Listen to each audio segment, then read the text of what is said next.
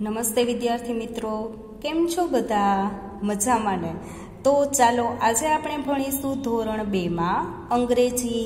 તો સૌપ્રથમ બધા અંગ્રેજીનો લીથો કાઢી લેશે અને આજે આપણે કરીશું લીથામાં પેજ નંબર 27. કયું પેજ આપણે કરવાનું છે? તો કે પેજ નંબર 27, મતલબ કે 27 નંબરનું પેજ.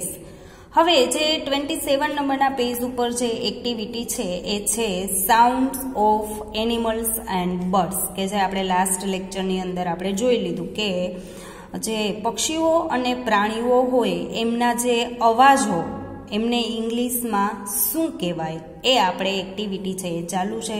ગયા લેક્ચરમાં આપણે અમુક આગળના પેજ ઉપર જે કાંઈ પક્ષીઓ અને પ્રાણીઓ છે એમના આપણે અવાજો જોયા અને આજે આપણે પાછળનું જે આપણું પેજ હતું કે 27 નંબરના પેજ ઉપર, તો ચલો આપણે એ પણ જોઈ લઈએ જે બાકી છે એ, કે જે બર્ડ છે કે એનિમલ છે એમના અવાજને ઇંગ્લિશમાં શું કહેવાય એમ. તો ચલો સૌથી પહેલું જે ચિત્ર છે એ છે મરઘીનું ચિત્ર છે. શેનું છે? તો કે મરઘીનું ચિત્ર છે. ચિત્રની અંદર મરઘી છે. તો મરઘીને ઇંગ્લિશમાં શું કહેવાય? સૌથી પહેલા તો આપણને એ ખ્યાલ હોવો જોઈએ કે મરઘીને ઇંગ્લિશમાં શું કહેવાય. તો કે મરઘીને ઇંગ્લિશમાં કહેવાય હેન. શું કહેવાય? હેન. હેનનો સ્પેલિંગ છે HEN. હેનનો સ્પેલિંગ તો કે HEN. હેન એટલે મરઘી. હવે મરઘી છે એ કઈ રીતના બોલે? તો તમને બધાને ખબર છે કે ક્લક ક્લક ક્લક એ બોલે એટલે એવો અવાજ નીકળતો હોય છે. તો એમનો જે અવાજ છે, મરઘીનો જે અવાજ છે ક્લક ક્લક, એમને ઇંગ્લિશમાં કહેવાય ક્લક. શું કહેવાય? ક્લક. તો એમનો સ્પેલિંગ છે CLUCKS. CLUCKS, ક્લક્સ. એ હેન મરઘી, તો એમના અવાજને કહેવાય ક્લક્સ. CLUCKS, ક્લક્સ એટલે મરઘીનો જે અવાજ છે એમને કહેવાય ક્લક્સ. તો બધાએ યાદ રાખવાનું છે કે હેન એટલે કે મરઘી, એમના અવાજને ઇંગ્લિશમાં કહેવાય ક્લક્સ. ચલો હવે એમની બાજુનું આપણે જે બર્ડ છે, પક્ષી છે, એ છે કબૂતર. ચિત્રની અંદર શું છે? તો કે કબૂતરનું ચિત્ર આપણને આપેલું છે. તો એમને કબૂતરને પહેલા તો આપણે એ જોવાનું છે કે કબૂતરને ઇંગ્લિશમાં શું કહેવાય. તો એમના માટે આપણે અગાઉ જે બર્ડ્સના સ્પેલિંગ ઉચ્ચાર અર્થ છે, પછી એનિમલ્સના છે એ આપણે સ્પેલિંગ ઉચ્ચાર અર્થ કરી લીધા છે. જો મેં તમને કીધું હતું ને કે આ જે સ્પેલિંગ આવડશે તો આગળનું જે કાંઈ આગળ ચેપ્ટર આવશે એમાં એમની એક્ટિવિટી જે કાંઈ આવશે એમના માટે તમારે બધા સ્પેલિંગ પાકા કરવા જરૂરી છે. હવે માની લો કે અહીંયા નીચે કાંઈ પણ લખેલ ના હોય, ખાલી ચિત્ર આપેલું હોય તમને, અને પછી તમને સૂચના આપેલી હોય કે ચિત્ર જોઈ એમનું નામ લખો અને એમના અવાજનું નામ લખો, બરાબર? તો તમને સ્પેલિંગ આવડતો હોય કે કબૂતરને ઇંગ્લિશમાં કહેવાય ડવ, તો તમે અહીંયા ડવ લખી શકો ને. હવે ડવ છે, હાલો એ આવડી ગયું કે કબૂતરને ઇંગ્લિશમાં કહેવાય ડવ, પરંતુ એ પણ તમને ખ્યાલ હોવો જોઈએ કે એમનો જે ઘૂઘૂ કરવાનો અવાજ હોય કબૂતરનો, એમને શું કહેવાય? તો કે કૂ. શું કહેવાય? કૂસ. એમનો સ્પેલિંગ છે COOS. કબૂતર છે એ ઘૂઘૂ કરે છે, એવો અવાજ કાઢે છે, તો એમને ઇંગ્લિશમાં કહેવાય COOS. અને ડવનો સ્પેલિંગ તો કે DOVE. ડવ એટલે થાય કબૂતર. તો ડવ એટલે કે કબૂતર, અને એમનો જે ઘૂઘૂ કરવાનો અવાજ છે એમને કહેવાય કૂ. COOS, કૂસ. સૌથી પહેલા આપણે શું જોયું? તો કે હેન. હેન એટલે મરઘી, HEN, હેન એટલે મરઘી, અને એમનો જે અવાજ છે એમને કહેવાય ક્લક. CLUCKS, ક્લક. પછી આપણે જોયું ડવ. ડવ એટલે કબૂતર, તો કબૂતરનો જે અવાજ છે એમને ઇંગ્લિશમાં કહેવાય કૂ. શું કહેવાય? તો કે કૂ. એમનો સ્પેલિંગ છે COOS. COOS.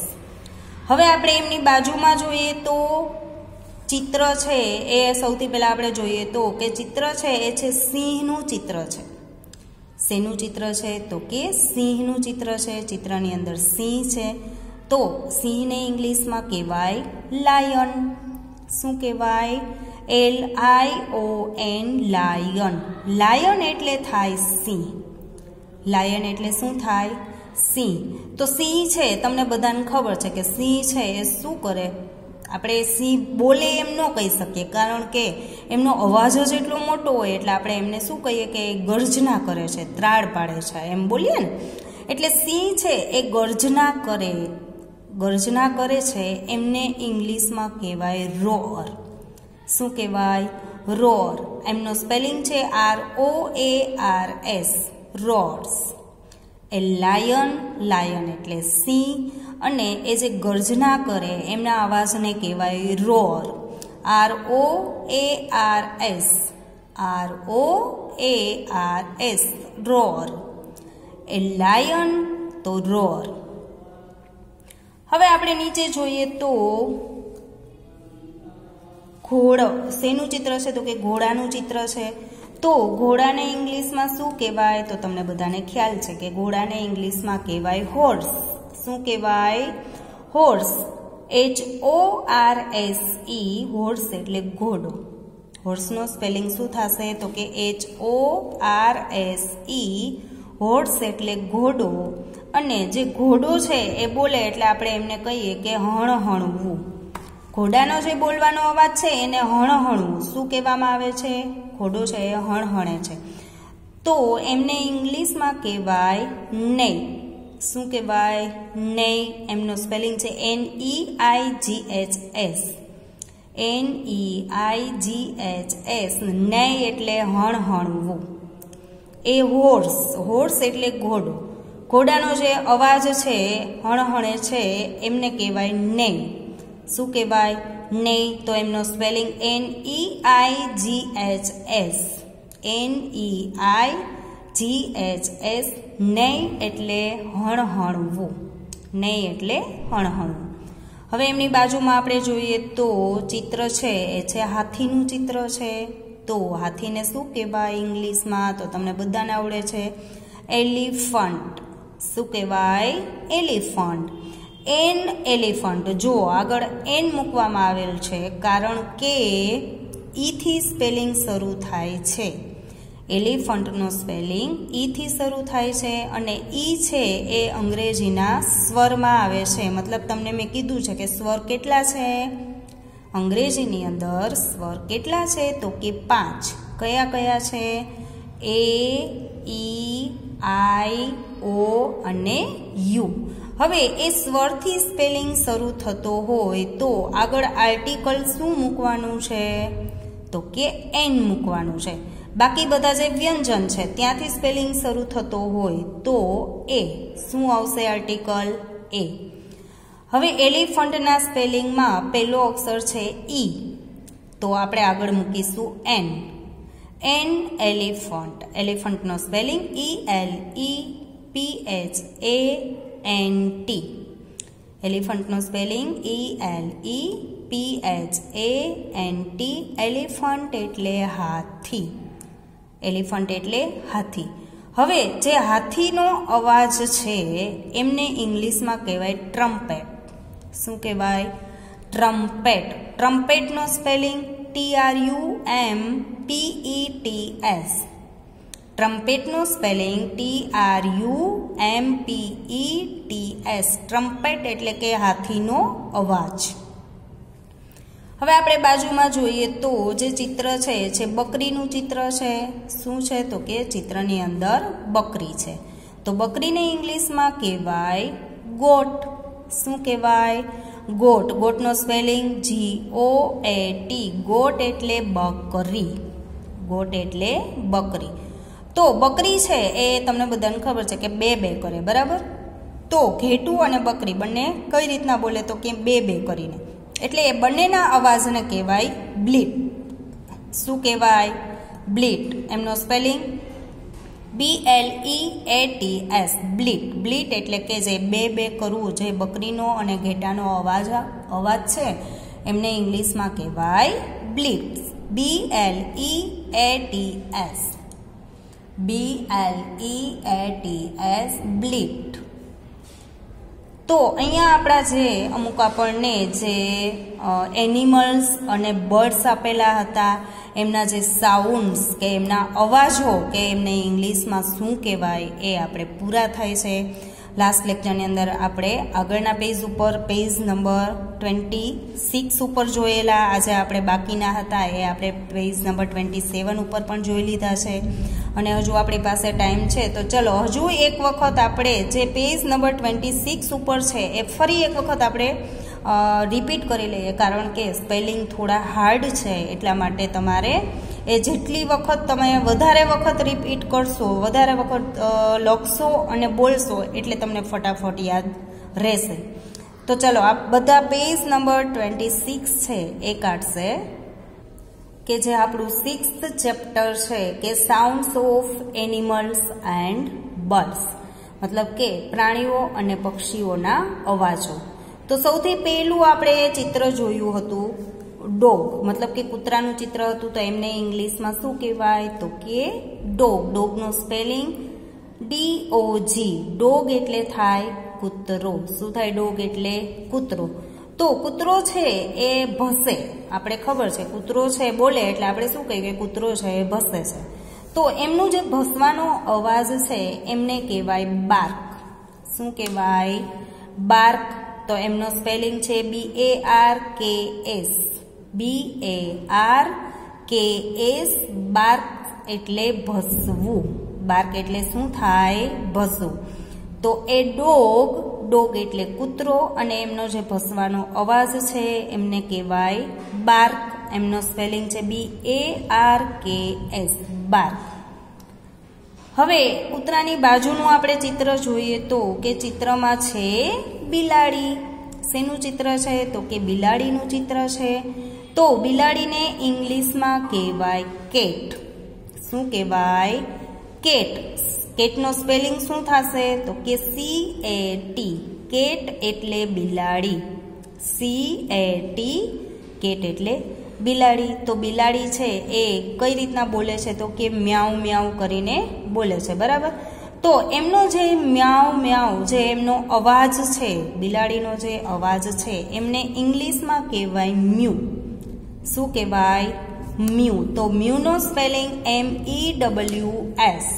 મ્યુનો spelling MEWS. Mew એટલે કે જે બિલાડીનો અવાજ છે મ્યાઉ મ્યાઉ કરવાનો એમને શું કહેવાય? મ્યુ. MEWS. તો એ કેટ એટલે બિલાડી અને એમના અવાજને કહેવાય MEWS. મ્યુ. હવે ત્યાર પછી છે એક કાઉ. COW. કાઉ એટલે થાય ગાય. કાઉ એટલે ગાય. તો ગાય છે એ જ્યારે બોલે ત્યારે આપણે શું કહીએ કે ગાય છે એ ભાંભરે છે. મતલબ ગાય બોલે એમના અવાજને આપણે કહીએ ભાંભરવું. શું કહીએ? ભાંભરવું. તો એ કાઉ COW કાઉ એટલે ગાય અને એમનો જે અવાજ છે એમને કહેવાય મૂ. શું કહેવાય? મૂ. મૂનો સ્પેલિંગ શું છે? તો કે MOOS. MOOS. મૂ. તો એ કાઉ એટલે ગાય અને એમનો જે અવાજ છે કે જેમને આપણે ગુજરાતીમાં ભાંભરવું એમ બોલીએ છીએ તો એમને ઇંગ્લિશમાં કહેવાય મૂ. MOOS. મૂ. તો આપણે પહેલી લાઈનમાં એ ડોગ એટલે કૂતરો અને એમનો જે અવાજ છે એમને આપણે કહીશું બાર્ક્સ. BARKS. તો એ ડોગ બાર્ક્સ. કૂતરો છે એ ભસે છે. પછી છે બિલાડી એ કેટ એટલે બિલાડી. તો એમનો જે મ્યાઉ મ્યાઉ કરવાનો અવાજ છે એમને કહેવાય મ્યુ. MEWS. મ્યુ. પછી છે એ કાઉ એટલે ગાય. તો ગાય છે એમનો જે અવાજ છે એમને આપણે કહેશું મૂ. શું કહેશું? મૂ. MOOS. મૂ. તો ચલો હવે આપણે નીચે બીજી લાઈનમાં જોઈએ તો કે એ સીપ. શેનું ચિત્ર છે? તો કે એ સીપ. SHEEP. સીપ એટલે ઘેટું. સીપ એટલે શું થાય? ઘેટું. તો ઘેટું છે એ બે બે કરે. મેં તમને હમણાં કીધું, આપણે હમણાં પેજ ઉપર જ્યારે આપણે ગોટનું ચિત્ર આવેલું હતું અને ગોટનો જે અવાજ છે એમને આપણે શું કહેતા હતા? તો કે બ્લીટ. તો જે ઘેટું છે એ પણ બે બે એવો અવાજ કાઢે છે, તો એમના અવાજને પણ બ્લીટ શું કહેવાશે? બ્લીટ. મતલબ કે એ સીપ એટલે ઘેટું અને એ ગોટ GOAT ગોટ એટલે બકરી. તો ઘેટું અને બકરી છે એ બંનેનો અવાજ સરખો છે કે બંને બે બે કરીને બોલે છે, તો એમના અવાજને આપણે ઇંગ્લિશમાં કહેશું બ્લીટ. શું કહેશું? બ્લીટ. તો એમનો સ્પેલિંગ છે BLEATS. BLEATS બ્લીટ એટલે જે ઘેટું અને બકરી છે એમના અવાજ. તો એક સ્પેલિંગ તમારે ઓછો પાકો કરવાનો રહેશે કે ઘેટું અને બકરી બંનેના અવાજને ઇંગ્લિશમાં કહેવાય બ્લીટ. શું કહેવાય? બ્લીટ. ચલો ત્યાર પછી એમની બાજુમાં છે એ પીગ. શું છે? તો કે એ પીગ. PIG. પીગ એટલે ભૂંડ. PIG પીગ એટલે ભૂંડ. તો એ પીગ છે એ ડરકું, જે ભૂંડ છે એ બોલે એમને કહેવાય ડરકું. શું કહેવાય? ડરકવું. તો એમને ઇંગ્લિશમાં કહેવાય ગ્રન્ટ. શું કહેવાય? ગ્રન્ટ. તો એમનો સ્પેલિંગ છે GRUNTS. ગ્રન્ટનો સ્પેલિંગ છે GRUNTS. ગ્રન્ટ એટલે ડરકવું.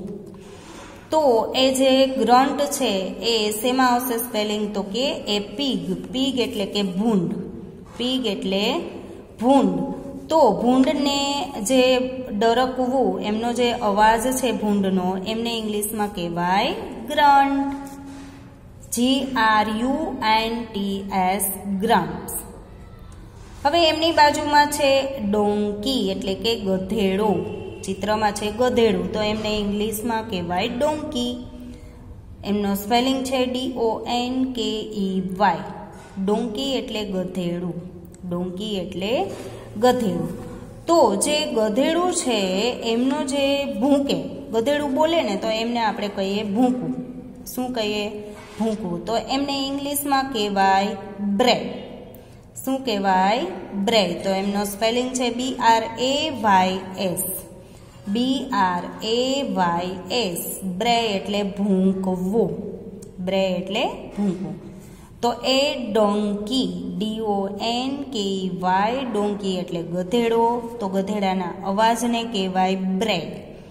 શું કહેવાય? બ્રે. BRAYS. બ્રે એટલે ભૂંકવું. તો આપણે બીજી લાઈનમાં જોયું કે એ સીપ.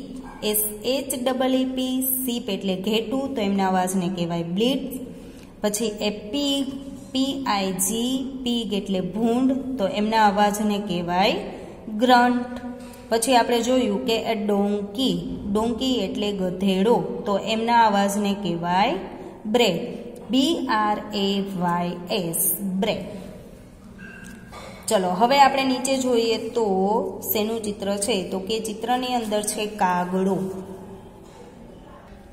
તો કાગડાને ઇંગ્લિશમાં કહેવાય ક્રો. શું કહેવાય? ક્રો. એમનો સ્પેલિંગ છે CROW. ક્રો એટલે કાગડો. તો કાગડો છે એ કઈ રીતના બોલે? તો એ તમને બધાને ખબર છે કે કાં કાં કરે. કાગડો છે એ કાં કાં કરે છે, એ બોલે એટલે કેવો અવાજ નીકળે? કાં કાં. તો એ જે એમનો બોલવાનો અવાજ છે એમને કહેવાય કો. શું કહેવાય? કો. એમનો સ્પેલિંગ છે CAWS. કો. તો એ ક્રો. CROW. ક્રો એટલે કાગડો. અને એમનો જે અવાજ છે કાં કાં કરે છે એ અવાજને કહેવાય CAWS. કો. હવે એમની બાજુમાં છે એ કોક. COCK. કોક એટલે કૂકડો. કોક એટલે થાય કૂકડો. તો કૂકડો છે એ તમને બધાને ખબર છે કે કૂકડે કૂક કરે. કૂકડો છે કઈ રીતના બોલે? તો કે કૂકડે કૂક કરીને બોલતો હોય છે, બરાબર. તો એ જે કૂકડો બોલે છે એમના અવાજને કહેવાય ક્રો. મેં તમને ગઈકાલે કીધું હતું આગળના લેક્ચરમાં કે જે કૂકડો છે એ જે બોલે એમના અવાજને કહેવાય ક્રો. જે ક્રોનો સ્પેલિંગ છે કે CROW, ક્રો એટલે કાગડો, અને કૂકડાનો બોલવાનો અવાજ છે એમને ક્રો કહેવાશે. સ્પેલિંગ બંનેના સેમ છે, સ્પેલિંગ અને ઉચ્ચાર બંને સેમ છે. CROWS, crow. ક્રો એટલે કે જે કૂકડે કૂક કરે છે એમનો અવાજ. એટલે આમાં પણ તમે જુઓ તો જેમને બર્ડ્સના સ્પેલિંગ આવડતા હશે એમને આ એક સ્પેલિંગ પાકો કરવાનો ઓછો રહેશે, કારણ કે જે કૂકડાનો બોલવાનો અવાજ છે એમને કહેવાય ક્રો. તો એમનો સ્પેલિંગ છે CROW, જે આપણે ક્રોનો સ્પેલિંગ છે એ જ છે. એટલે એ કોક તો ક્રો, CROWS, ક્રો. પછી છે એ ડક, DUCK. ડક એટલે થાય બતક. ડક એટલે બતક. તો બતક છે એ કેવો અવાજ કાઢે તો કે ક્વેક ક્વેક ક્વેક એવું બોલતું હોય. બતક બોલે ને એટલે આપણને એવું સંભળાય કે ક્વેક ક્વેક બોલે છે. તો એમનો જે ક્વેક ક્વેક અવાજ છે, બતકનો જે અવાજ છે એમને કહેવાય ક્વેક. શું કહેવાય? ક્વેક. તો QUACKS, QUACKS, ક્વેક. તો એ ડક, ડક એટલે બતક, એમના અવાજને કહેવાય ક્વેક. QUACKS, quack. તો હવે આપણે વાત કરીએ હોમવર્કની. તો હોમવર્કની અંદર જે આજે મેં તમને પેજ નંબર 27 ઉપર જે આપણે એ હેન એટલે મરઘી, તો એમનો અવાજ CLUCKS, ક્લક્સ. આ તમારે 5 વાર લખવાનું. એ હેન અને એમના અવાજને કહેવાય ક્લક્સ, એ સ્પેલિંગ. એ 5 વાર લખાઈ જાય ત્યાર પછી એ ડવ, DOVE, ડવ એટલે કબૂતર, તો એમના અવાજને કહેવાય કુ. તો COOS, સામે તમારે લખવાનું COOS, કુ. આ સ્પેલિંગ 5 વાર લખાઈ જાય ત્યાર પછી એ લાયન, એ LION, લાયન એટલે સિંહ. તો લાયનનો જે અવાજ છે એમને કહેવાય રોર, ROARS, રોર. રોર એટલે કે ગર્જના કરવી. પછી એ 5 વાર લખાઈ જાય ત્યાર પછી એ હોર્સ, HORS, હોર્સ એટલે ઘોડો. તો ઘોડો છે એ હણહણે, એમના અવાજને કહેવાય નેઈ. શું કહેવાય? નેઈ, NEIGHS, નેઈ. આ સ્પેલિંગ 5 વાર લખાઈ જાય ત્યાર પછી એન એલિફન્ટ, એલિફન્ટ એટલે હાથી. અને હાથીનો જે બોલવાનો અવાજ છે એમને કહેવાય ટ્રમ્પેટ્સ. શું કહેવાય? Trumpet, TRUMPETS. અને પછી એ ગોટ, GOAT, ગોટ એટલે બકરી. તો એ બે કરે, જે આપણે શીપ અને ગોટ બંનેના અવાજને કહેશું બ્લિટ્સ, BLEATS, બ્લિટ્સ. તો આ હોમવર્કમાં તમારે જે આ 6 સ્પેલિંગ છે, આજે પેજ નંબર 27 ઉપરના જે 6 સ્પેલિંગ છે એ સ્પેલિંગ અને સામે એમનો અવાજનો સ્પેલિંગ, એ તમારે એક સ્પેલિંગ 5 વાર લખવાનું છે અને સાથે સાથે યાદ પણ રાખવાનું છે. તો ચલો આજના લેક્ચરમાં આપણે આટલું કરીશું. ફરી મળીશું નેક્સ્ટ લેક્ચરમાં. Thank you.